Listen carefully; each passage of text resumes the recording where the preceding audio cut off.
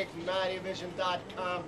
Thank you, Ryan Seacrest, for a repeat performance here at Mattyvision. We might be getting some big ABC money, you know, who knows here. We're here with Becky Sue, Logano, Joey Redneck. I'm DJ Bugsy, and this is Lil Rowdy, and this is Mattyvison.com. And what's our show? Redneck Racin. You're darn tootin' it is. It's been a couple weeks since we've been here, so Becky Sue. Actually, it's been like more than 19.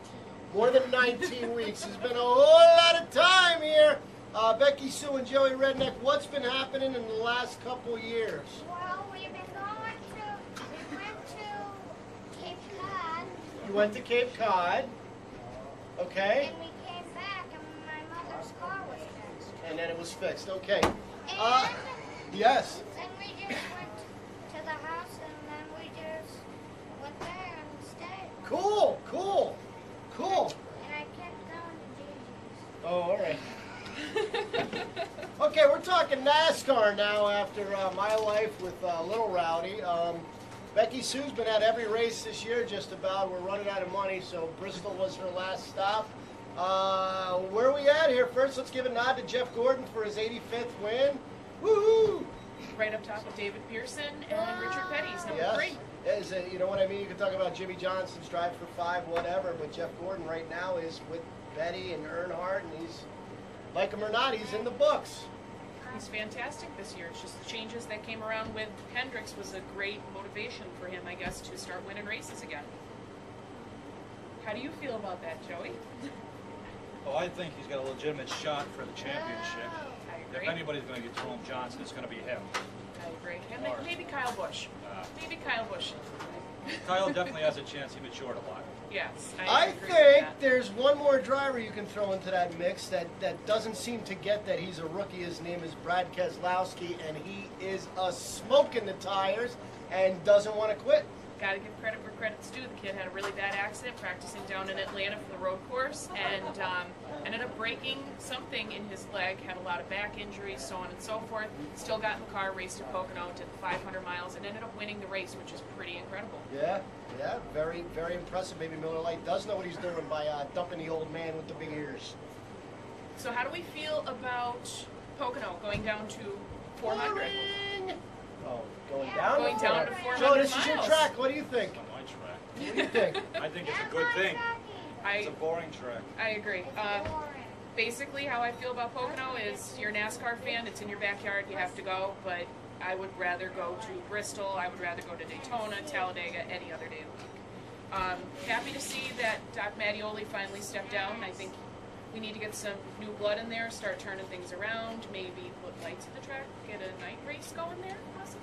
Doesn't make it any more exciting, though. I mean, 15 laps in, they're so spread out, you can't race. No, I agree with that. It's a follow the There's leader. no argument with that. Until Kyle Busch wins the turn. Kyle Busch brought it at Pocono this year. He Yes. cheated. He did. Well, he's still brought. Everybody cheats. Everybody Get caught. cheats. He got No, caught. Brad Keselowski cheated. Brad Keselowski cheated. How did he cheat? How did he cheat? He passed my driver. Oh, he Oh. so he I passed. didn't see that in the rule book, buddy. It's in the dictionary. Legal passing.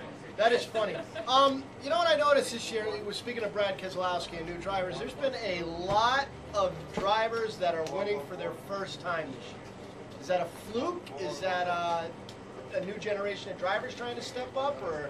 I'm thinking that it's maybe the new point system that's pushing everybody. This new point system really pushes you that you need to have wins to do well in this. I mean, you can't just get top 5 finishes every week and expect to be in the top 5 for the championship. I mean, except for a few of them. I mean, Jimmy Johnson has, what, 1 win this year?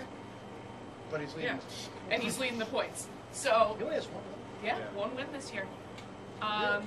Yeah, he won at Talladega this year in April. So far for this year, we had Trevor Bayne, who won the Daytona 500. Another first-time winner, we had Regan Smith down at Darlington. David Reagan winning the showdown.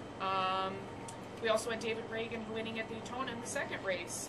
Paul Menard won at the Brickyard 400, which was quite emotional for them if you watched the whole situation, because his father used to race there with the Formula One cars and so on and so forth. And Marcus Ambrose up at Watkins Glen, which which was nice to see because Marcus Ambrose doesn't do a whole lot out on the track there. How do you guys feel about this? Well, I just think the level of competition is much greater nowadays.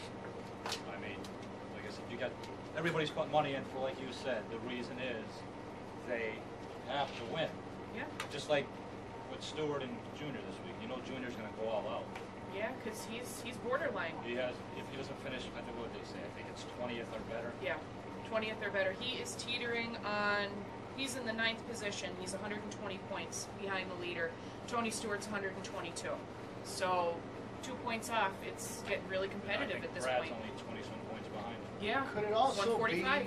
all the changes in NASCAR that have just evened the playing field so much that anybody could get in a car and win on any given Sunday, so to speak? I had this conversation with another fan when I was up at Pocono. They've made it, everything is so regulation, and it's not just on pure talent. They level the playing field out. What happened to back in the old days where you had Richard Petty out on the track and it was, you didn't have to go through all these measurements. You didn't have to go through, 45 minutes of putting your car through testing. It was talent, and if you were smarter than the other person, had the money, or knew more about a car than someone else, you had a better chance of winning. Well, I just think that's what I actually like about NASCAR with the rules is because, like, for example, you got your Yankees where they go and spend millions of dollars, they dominate every year. You got the Patriots, just like the Eagles this year, they go out and spend a fortune. I mean, at least in NASCAR, it gives the little guy a chance. Which is why the Wood brothers brought a champion to Daytona. Exactly. You think? But Hendricks is still the Yankees, so it happens. Well, it does happen, and you're right. Joe Gibbs is now the Red Sox. Yes, he is. You know what I mean? Well, let's call Joe Gibbs the Yankees and Hendricks the Red Sox. Yeah, you're kind of treading on some territory there.